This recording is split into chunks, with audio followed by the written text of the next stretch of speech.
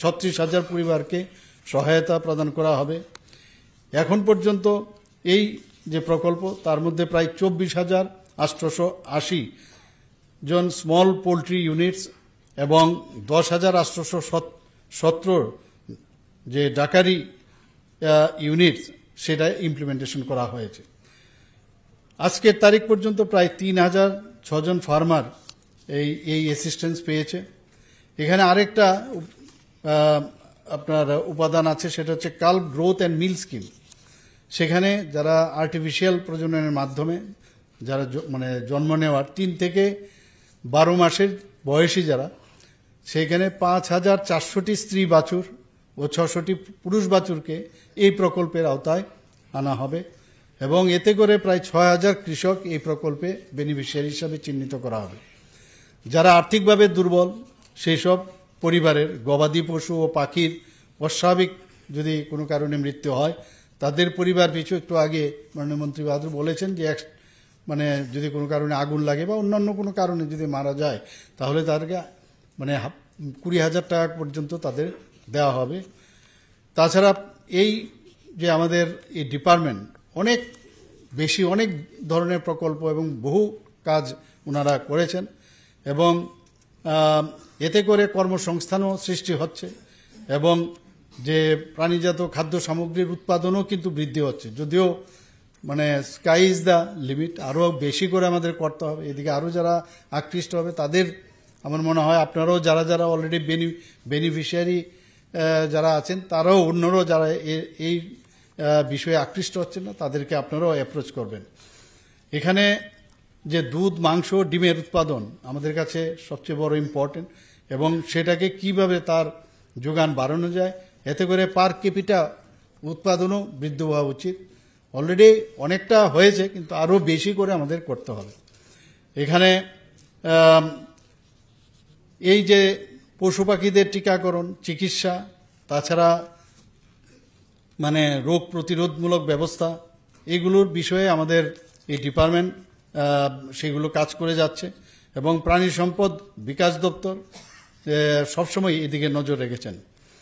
আমাদের এই সব চিকিৎসার জন্য ত্রিপুরাতে এখন পর্যন্ত প্রায় 16টি ভেটেরিনারি হাসপাতাল আছে, প্রায় 65 ভেটেরিনারি ডিসপেন্সারি আছে, 460 ভেটেরিনারি সাব সেন্টার রয়েছে।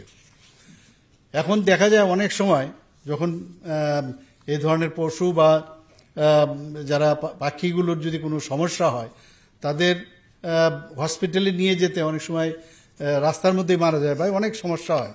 তার জন্য প্রায় 13টির মতো মোবাইল ভেটেরিনারি ইউনিট চালু করা হয়েছে। আমাকে মাননীয় মন্ত্রী বাহাদুর এবং দপ্তর থেকেও আমাকে বলা হয়েছিল, এতে করে কল সেন্টার থেকে যদি তাদের সাথে যোগাযোগ করা যায় ইমিডিয়েটলি এই যে 13টি মোবাইল ভেটেরিনারি ইউনিট চালু করা হয়েছে একদম দরজায় গোড়ায় পৌঁছে যাবে। এতে করে মৃত্যুর মুখ থেকে অধিকাংশ ক্ষেত্রে পশু পাখিগুলো মৃত্যুর হাত থেকে বাঁচতে পারে। তাছাড়া এই যে ডিপার্টমেন্ট সেখানে দেখা গেছে এখন মডার্ন মলিকুলার ডায়াগনস্টিক ফ্যাসিলিটিসেরও ব্যবস্থা সেই সব হসপিটালগুলোতে রাখা হয়েছে। তাতে করে যেসব জেনেটিক এবং লাইভলিস্টক ডিজিজগুলো আছে এবং মলিকুলার এবং এলিসা যে টেকনোলজি সেগুলো ব্যবহার করেও ডিজিজকে আগের থেকে চিহ্নিত করা যায় এবং কীভাবে বাঁচানো যায় সেই কাজটা ওনারা করছেন। এর মধ্যে আমাদের দেখা গেছে যে এই ডিপার্টমেন্ট প্রায় 13,030টি পোলট্রি ইউনিট এবং 4,402টি ক্ষুদ্র আকারের হাঁস পালন কেন্দ্র এর মধ্যে খুলেছেন। তাছাড়া এই প্রকল্পে 2023-24 অর্থ বছরে মুখ্যমন্ত্রী প্রাণী পালক সম্মান নিধি গবাদি প্রাণী পালন উন্নয়ন কর্মসূচির অধীনে আর্থিক সহায়তা প্রকল্প চালু করা হয়েছে। আমাদের স্টেট গভর্নমেন্ট যাতে সাস্টেনেবল গ্রোথ থাকে তার জন্য প্রায় যে প্রোডাকশন লেভেল যেটা অলরেডি এস্টিমেট করা হয়েছে প্রায় 2,47,310 metric ton in the milk sector এবং 59,700 মেট্রিক টন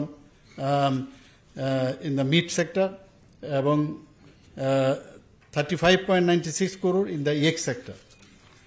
আমি অত্যন্ত আনন্দিত এই কথাটা বলতে যে মুখ্যমন্ত্রী উন্নত গোধন প্রকল্প আপনারা জানেন আমাদের সরকার আসার পর থেকে সেটাও চলছে, যে সেক্স আর্টিফিশিয়াল সেক্স সর্টেড সেমেন দিয়ে যাতে বেশি করে স্ত্রী বাছুর প্রোডাকশন করা যায় সেই দিশায় কাজ করছে। এখন পর্যন্ত প্রায় 2,56,030টি আর্টিফিশিয়াল ইনসেমিনেশন এখন পর্যন্ত দেওয়া হয়েছে। তাতে করে 54,852টি কাপস মানে জন্ম নিয়েছে। এর মধ্যে মানে 46,461 হচ্ছে ফিমেলস।